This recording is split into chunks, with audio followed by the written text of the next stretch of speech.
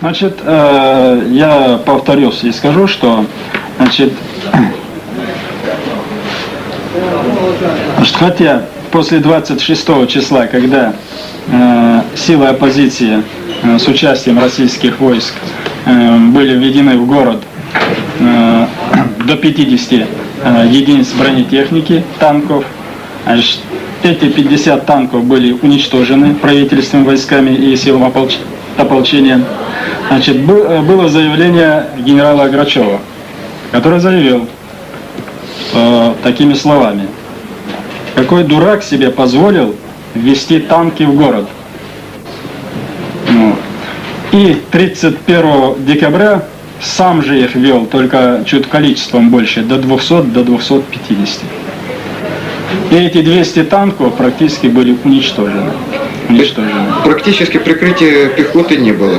Практически прикрытия пехоты не было. Когда я допрашивал одного подполковника, начальника оперативного отдела, значит, он заявил, что войска были введены так, сумбурно. Они должны были занять позицию вокруг города, и им неожиданно сказали вперед.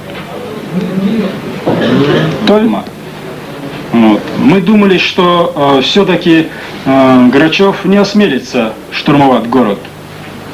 Значит, все-таки будет блокирование города, потом, может быть, какие-то другие там переговорные, или там, ну, в крайнем случае, будет бомбить город там и так далее, или там ведет какие-то специальные войска. Мы готовились там к этим мероприятиям. Но все-таки он решился штурмовать город. Значит, после разгрома этой группировки, которая введена в город, значит, к Грозному стянуты все силы ополчения и подразделения, которые были на границе, в селах и так далее. Значит, если он осмелится еще попытку сделать